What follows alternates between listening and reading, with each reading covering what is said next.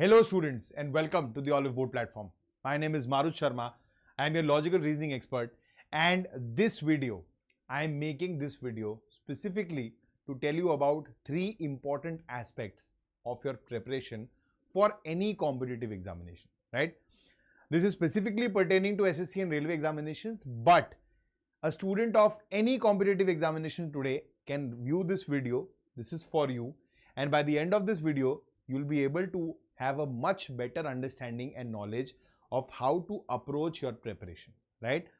So do watch this video till the end, right? And do hit the subscribe button if you're watching this for the first time on this channel. Do hit the like button if you're liking this video, and do watch it till the end, right? So we'll start right away. The first point which I want to mention in today's session is how to make notes. How to make notes. Rather, I would say how to make efficient notes. Now, a lot of time, students have a tendency of just writing it down as it is when a teacher is teaching you, okay? And they call it notes. Or some people take a highlighter, sit with their book and just start, highlighting everything. So you start with highlighting important things, then you're not able to understand what is important, so you just randomly keep on highlighting, right? So you need to have a systemic way of how to make notes in the first place, and trust me, there is a scientifically proven way which can actually help you not only make the notes but simultaneously remember what you are writing, okay? Obviously, writing down is the most necessary step. Don't make notes. Digital notes are not useful if you want to make them to study, to remember. So always have to write it down. The more you start writing, the more your thoughts will start flowing in a particular direction, okay? So writing it down is necessary.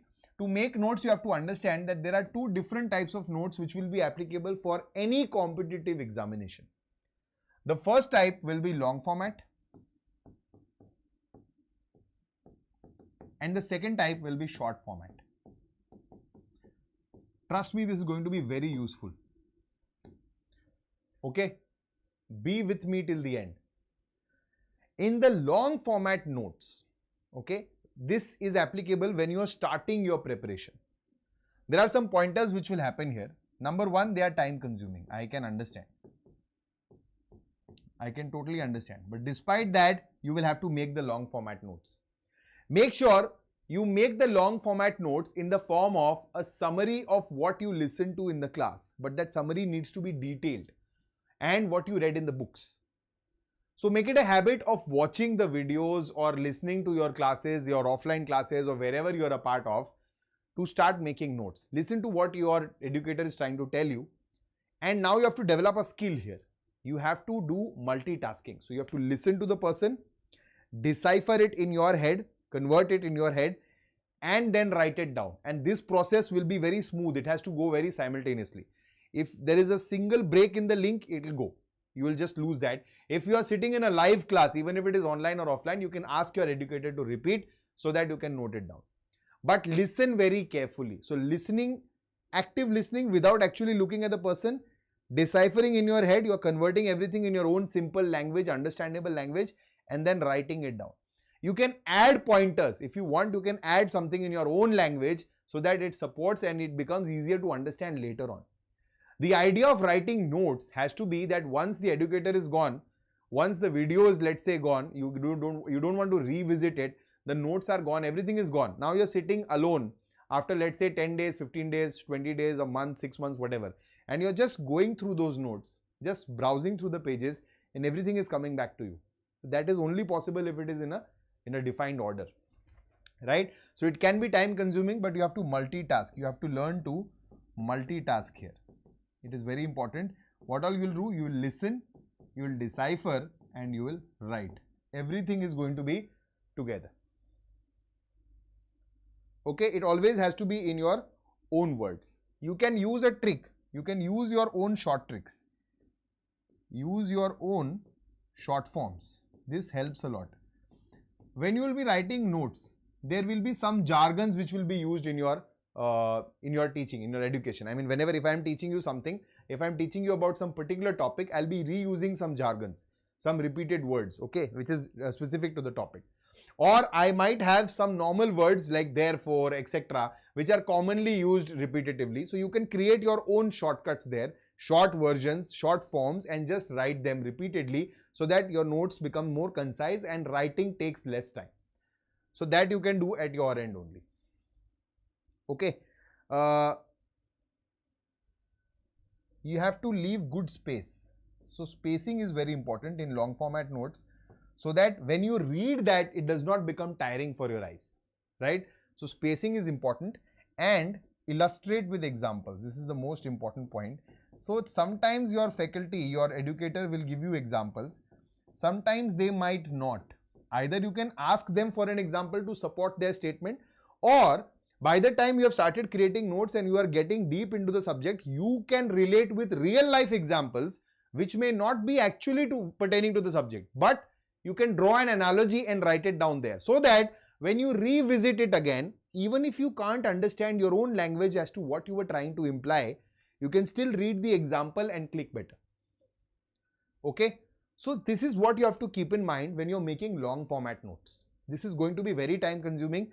You have to sit down, listen to your lectures, revisit them, write down, complete these notes, additional notes, etc. Right? Now, from long format notes, once you are done, you will not immediately shift to short format notes. This process will be very long. Supposedly your preparation for anything is lasting about 10 to 12 months, let's say a year. So this will go on for the first 4 months at least. 3 to 4 months you will have to devote to this. After this, you are well versed with your subject. You will practice your previous year questions, okay, and your regular questions practice. So you will do sufficient amount of practice. If it is reasoning, if it is GKGS, if it is quantitative aptitude, it is English, whatever. So you will do sufficient practice. Now you have a better understanding of your subject. Then you will convert to the short format. So this is used for concept building. This is used for concept building.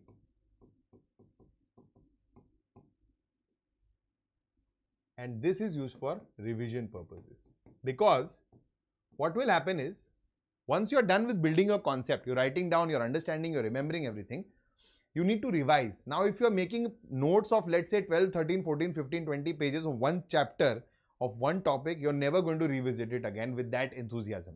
Take it as a point. So what should I do? The first thing for readers who are not, for people who are not interested in reading is, they look at the thickness of the book. If the book is very thick, they get demotivated. If the book is very thin, they might think of starting reading it. They might give it a start. So the short format notes have to be extracted from the long format notes. Once you have understood the concept and you've attempted PYQs, you will have to write down everything, cram down everything in a 1 or 2 pages at max. So your short format will always be concise, and it will be 1 to 2 pages at max. Okay, and it can have new concepts as well. From where? From the PYQs. Whatever PYQs or questions you have done, PYQs and practice, whatever you have done, you might find new concepts, new short tricks. You can add them in your short format notes. Remember, use small font. Use small font, very small font, and concept in brief plus example. It is a must to write it like this. So in the short format notes, I can give you an example here. So your short format notes can be something of this sort. Let's say this is a page here. So you can divide your page into sections. Let's say you're writing notes for reasoning or for quantitative aptitude. So you know your questions will have types. So let's say you have 8 types of questions here. So you can say, now you will write it down in a very short, in a very small font. So write it here, type 1. Then you write whatever explanation you want to give. Then you write an example here. You give that example and you briefly solve it and get your correct answer. Type 2, you will write it here.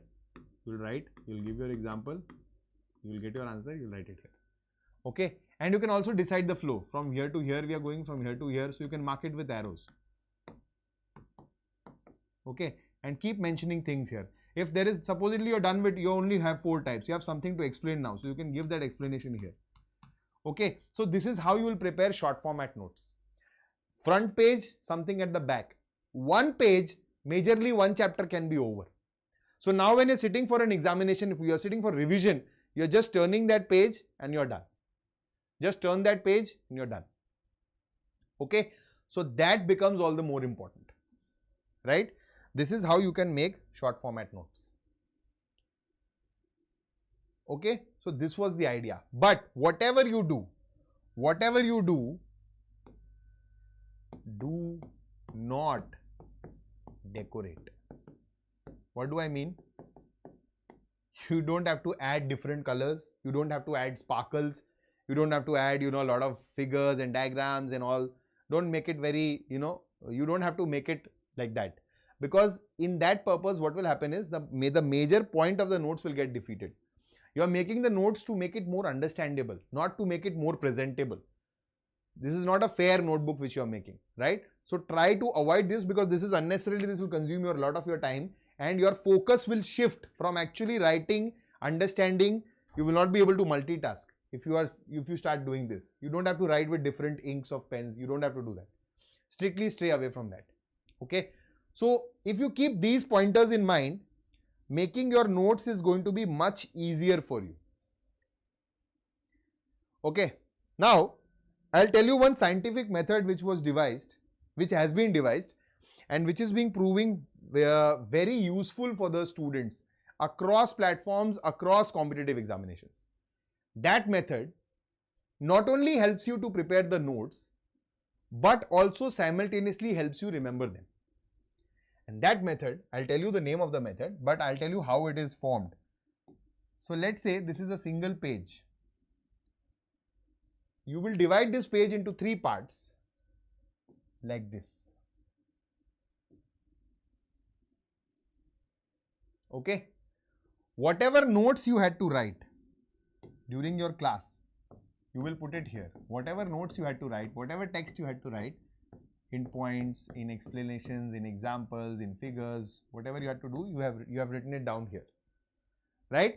Now, whatever you have understood from this, once your session is over, whatever you have understood from this, line by line, paragraph by paragraph, you will write it in one word. Only in single word. How many ever words you want to use here. Okay. Once you're done with this, either at the end of the day or once you are back home or whatever, after you read completely, you write a summary here. You write a summary of this complete page here. Right? Now with this note making technique, you are making the notes, so you're simultaneously writing everything down. It is being etched in your subconscious. Then you are writing it in your own words. So you are making key points here. You're giving keywords to this. You're also you're thinking about it again. So you're registering in your memory. After a while, you're reading it again and writing a summary. So you're deciphering this, writing this, you're practicing recall, and you're etching it in your memory permanently. So this single technique will help you and save a lot of time in your revision. Okay. And this method is known as the Cornell method of making notes. It is known as the Cornell method of making notes. There are many other methods as well, right? But most of us, we also make tree methods, mind maps, but you don't need all that. You can stick to any method you're comfortable with. You may not use this also. I'm not recommending you to use this, but this has been scientifically proven to make it more efficient. Anyways, whatever method you use, stick to it, right? And keep revising, keep shortening it down, and bring it to a point where only you have to turn a page or two and your complete chapter, complete topic is revised. That is how you will keep on getting encouraged to repeatedly study and understand from it. Now that was point number 1. What about point number 2? Point number 2 was, they might not sound to be related, but it's a very important information. How to avoid negative marking.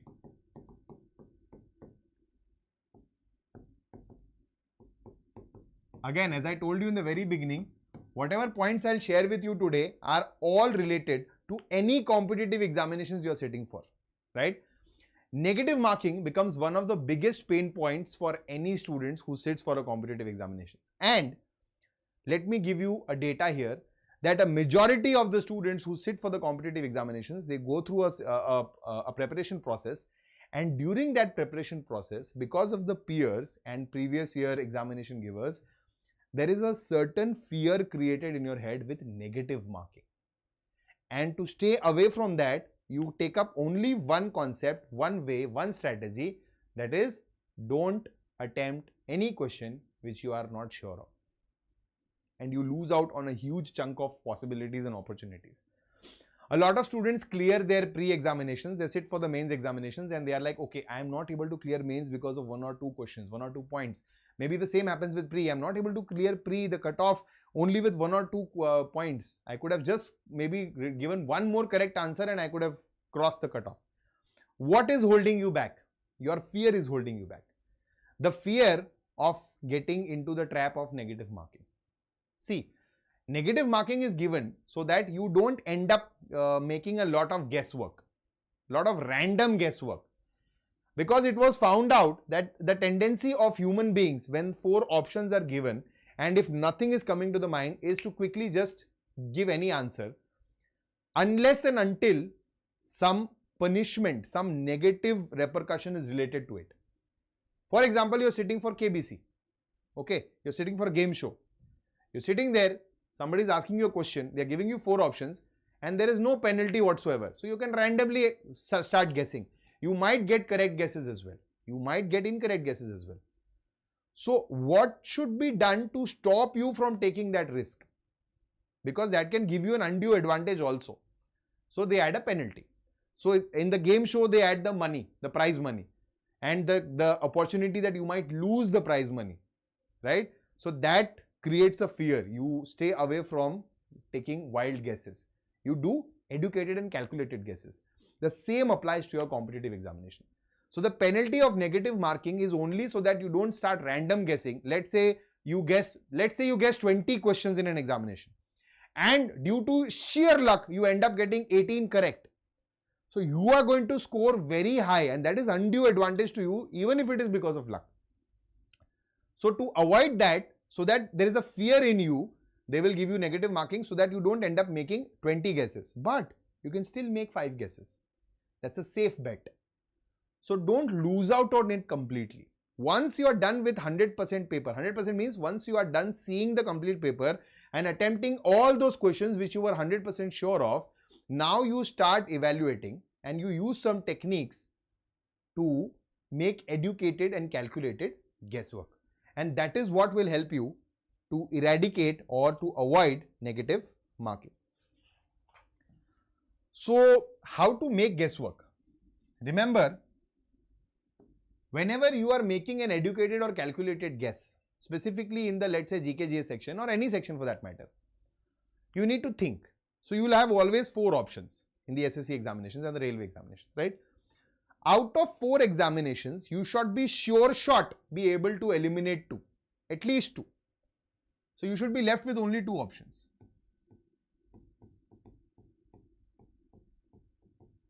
Again, I'll take inspiration from KBC only and I'll say it is like the option 50-50. So out of 4 options, 2 are eliminated completely. You're sure shot about that. Only you're dicey between 2. Only then is when you think of taking a guess, an educated guess here. But if you are not sure in 3 options, don't ever take a guess. Just move ahead. Just leave it there. Okay. So that will help you decide better as to what options you can choose and what questions you can choose to take a guess on and what questions you can choose to leave. Right. So you can use the technique of elimination and option sorting. Elimination and option sorting. Sometimes merely from the options, your correct answer will be visible. Also remember, even if it is an easy question, even if you are 100% sure, you are like, oh, I can instantly give an answer here. Most probably they are laying traps for you there. The examiner knows all these feelings which you have. So they lay traps for you there. To avoid those traps, just quickly cross-check. How will you do that? Read all options always. Do not answer before reading all the options. Even if you know a question, don't just blindly answer it. Read all the options once. Might be, maybe there is a slight twist. There's a slight twist. Because, why is this important is because of distractor options. This is a very common technique used by examiners and nobody teaches you this. Nobody is going to tell you this. What is distractor options? Distractor options means supposedly I have 4 options here. Out of these 4 options, my correct answer is option B. Now, I as an examiner have been a student in the past, and if I am also an educator, I know what general errors a student or a human being can make in this question. So those general errors will generate new answers. So that general error answer 1, general error answer 2 and random answer. This is how they will set your options. Now what happens with most students is they'll sit down, they'll immediately make a general error, they'll get this answer, tick and move ahead. They will not even read the other options because that might put you into thinking, okay, this is also there, should I rethink? And you might end up getting the correct answer, right? So this is how you have to learn about distractor options and make it more, more and more difficult to get into the trap of negative marking. You have to come out of it and get as many marks as possible. So that is your bonus section basically. So push. I'm not asking you to randomly take guesses. Never do that. It is strictly against anything and everything anybody says. Don't do that at all. But you can take educated and calculated guesses which are actually going to push your rank forward. Okay, so that can create the difference between the student who thinks that, okay, I'm studying so much. What is he doing that he's scoring so much more than I am? He's taking those calculated guesses which you are not. Okay, so stay safe. So these were the 2 most important things which I wanted to share with you. The third thing is an additional thing here about any competitive examination is a lot of aspirants ask this question to me. How many hours to study? How many hours to study? Okay, how many hours to study? Trust me, there is no definite answer to this. There is no one specific hour range that you have to study for these many hours you will get through. Okay, there can be an average. For some people, 4 to 5 hours a day works wonders. For some people, 8 to 10 hours also does not work out. I am sure you have heard this already, but you have to have efficient and quality study, which is more important. Quantity may or may not be important. Okay, but still, how can you define how many hours do you need to put in? That depends on what your current stand is. Where do you stand in your preparation? If you are already done with the basics, the concept revision and some practice, then you are almost midway. Okay, if you are midway, you're done with half or more than half of the concepts and you're thorough with everything and you're getting a better understanding of your examination, then you're somewhere in the mid. So then you can give you an average hours, let's say 5 to 6 to complete the remaining topics and move further. Or I would rather say 6 to 7. Okay. If you are a student who has already completed the syllabus, who has a very good practice at hand, everything has been done, you are only at the mock attempting stage, then you probably need only 3 to 4 hours in a day. Just attempt 1 or 2 mocks at max, just analyze and leave it. Don't do anything else. But if you are a beginner who is understanding the concepts, you might have to give in more time. Now devote time according to your subjects. So you will have to learn and understand your weak areas. If you are weak in, let's say, quantitative aptitude, so you devote more time to that. If you are very strong at reasoning, you can, devote less time to that. If you are dicey in GK, GS, because the syllabus is also vast, give more time to it, but be very structured and organized. Okay. So at an average, you can say anywhere between 6 to 10 hours will be perfectly fine, but this is not a golden number. You can even be short of this range, you can even be outside this range, depends upon you. So I'm not saying that if you don't study for 14-15 hours a day, you might not clear a competitive exam. That is not the case. It also depends upon how much knowledge you have already and how much you need to acquire. Are you a beginner? Are you a pro already? You have already given exams in the past, so you're well versed with everything. So everything will come in handy. Okay, divide into 4 subjects every day every day practice everything. I mean, every subject giving equal importance every day is necessary. Not equal importance, but giving importance. So you can change your range of time based on the importance and the priority of the subject, but you need to study everything every day. Little, right? That is how you can manage your efficient hours of study. You can create your own timetable, and that ways it will be more streamlined and more organized. The more organized you are, the better you will go ahead, right? See, I have been a student myself, and even now, till this time, one of the biggest challenges which you will face in your life to achieve a goal is procrastination. You will end up just postponing the task. Not today, not today, not today, tomorrow, tomorrow, from Monday, from next week, from the first of, a month. That is how you think.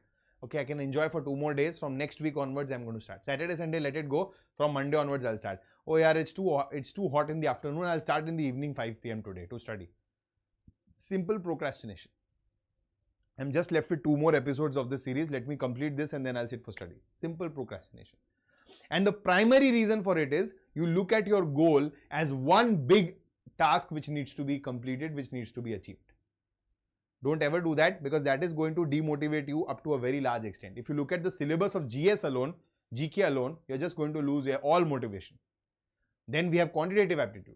Then we have logical reasoning. Then we have English. Everything is there which you need to cover. You have to give mocks. You have to practice calculation. You have to remember a lot of other things. So you'll have to break down everything. Try to break everything down into little achievable goals. That okay, today I have to study only time, speed and distance, average velocity part. Today I have to focus only on, let's say, the ancient India. Okay, history of ancient India only till this period, the Mahajanpad period maybe. Today I have to focus only on, let's say, the dice part of logical reasoning and some questions pertaining to it. Today I'm only going to practice quant. I'll practice, let's say, 100 questions of quant today, nothing else. Done with that? Done. English, you have to learn some idioms and phrases, some antonyms and synonyms.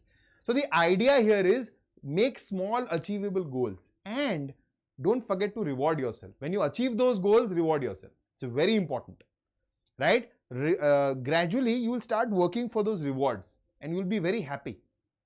It's all about dopamine released in your brain. So try to control that and you will be able to put in much more hours, much efficiently, with much more interest to study. You will stop being in that zone where you sit down to study and then you start losing interest. Don't let that happen to you, right? So we have come to the end of this video, and I had started this with the purpose of giving you some important tips which might be helpful to you for any competitive examination. I was targeting specifically my SSC and RRB audience. But even apart from that, I think if you are giving any competitive examination, this video is definitely useful for you. Do subscribe to the channel, hit the like button and share this video across platforms so that other aspirants can also benefit from the same. For your information, I am also taking free classes on the oliveboard application. So go ahead, check it out and download now to access all the free content available. Thank you so much for watching this video. Bye-bye. Take care. Namaskar. Jai Hind.